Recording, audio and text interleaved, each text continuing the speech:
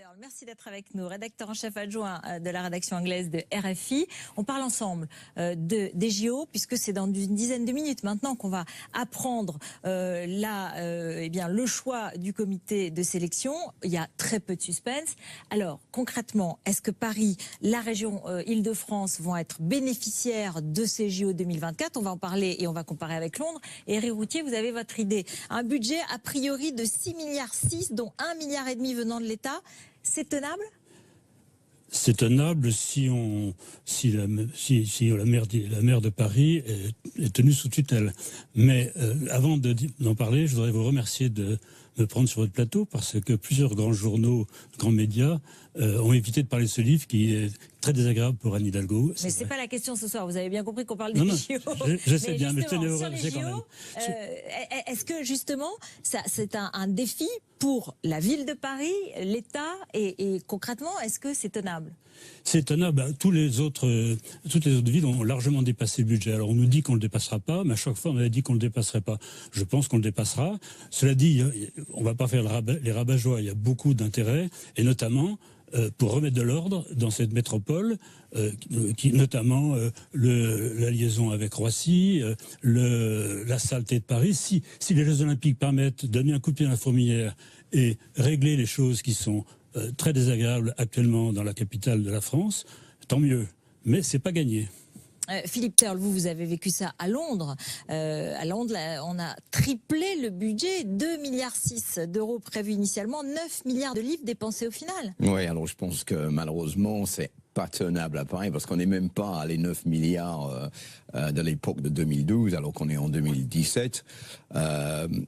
C'est toujours bien de donner un chiffre au début en disant oui, on va rester dans les budgets, mais j'ai regardé un peu tous les Jeux Olympiques depuis 30 ans, et dans tous les cas, les promesses d'origine n'ont pas été tenues et le budget a explosé. En Grande-Bretagne, il y a une chose très drôle, c'est qu'ils ont annoncé un chiffre au début, ils ont multiplié par 75%, en disant on aurait dû multiplier par 100, finalement on est rentré dans les budgets, ce qui est absolument faux par rapport aux chiffres qui étaient proposés à l'origine. Mais quand même... Tokyo, plus 25 milliards. Hein. Oui. Déjà, puisque c'est les prochains, évidemment. Mais moi, je vois aussi tous les avantages quand même, parce que la fierté nationale, la vitrine pour les investisseurs, les retombées économiques, peut-être même la population qui se remet à faire plus de sport, une forme de mobilisation générale. Est-ce que c'est quantifiable ?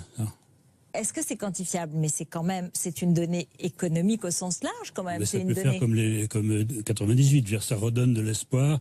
La Coupe du Monde de football gagnée par les Français. Voilà, ça peut sur le plan économique donner un allant à la France. Mais bon, c'est quand même dans 7 ans. Qu'est-ce qui se passera d'ici 7 ans? Moi, la question que je me pose, c'est la maire de Paris. Est-ce qu'elle assistera aux Jeux en tant que co-organisatrice, ou bien en tant qu'invitée de marque comme ancien maire? Peut-être qu'elle sera candidate à la présidentielle entre-temps. Et c'est peut-être son projet, mais ça c'est une autre question.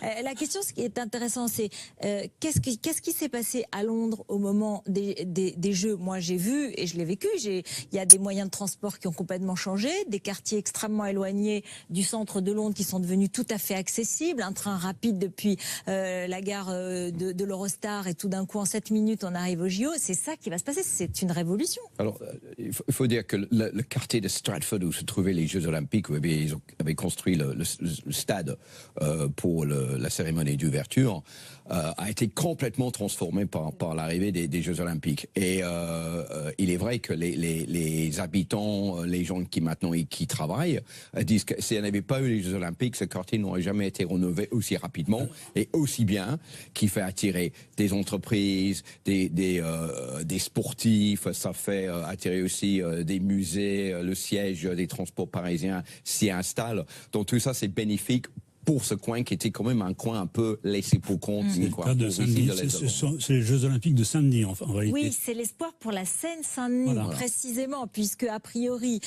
pour l'ensemble des habitants, le Conseil général, ce rendez-vous sera un accélérateur du renouvellement urbain. Aménagement routier, construction de murs anti-bruit, enfouissement de lignes électriques. C'est très important parce que dépollution et transport. La construction des gares, l'Eurostar qui passe, Stratford, c'est le 19 9e gare le plus fréquenté de Grande-Bretagne. Alors à l'époque, quand j'y habitais à Stratford dans les années 80, personne ne connaissait ce coin. On se plantait entre Stratford et Stratford-on-Avon. La ville natale de Shakespeare. Voilà.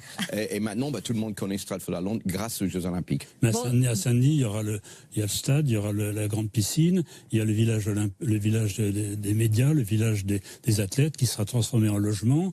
Tout ça, bon, donc ce qui veut dire que c'est le Grand Paris qui va en bénéficier.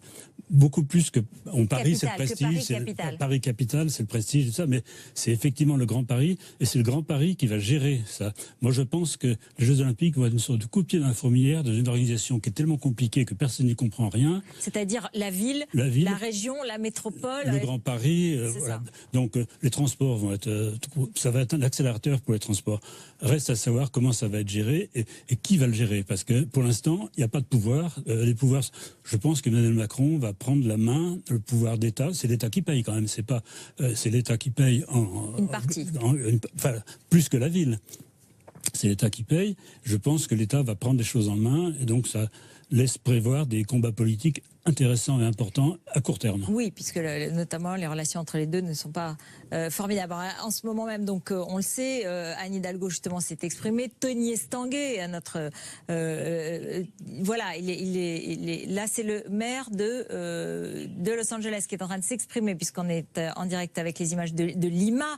On le sait, hein, ça va être réparti puisque c'est quasi sûr, le schéma est adopté, c'est d'ailleurs la première fois. 2028 pour Los Angeles, 2024 pour la France et pour Paris en l'occurrence, donc un événement majeur sur lequel il y a quand même une forme d'unification, une forme de fierté. Ça, vous l'avez ressenti en Grande-Bretagne? Vous vous souvenez de cette cérémonie d'ouverture? On a vu la reine arriver avec James Bond dans un hélicoptère au-dessus de la stade de Stratford.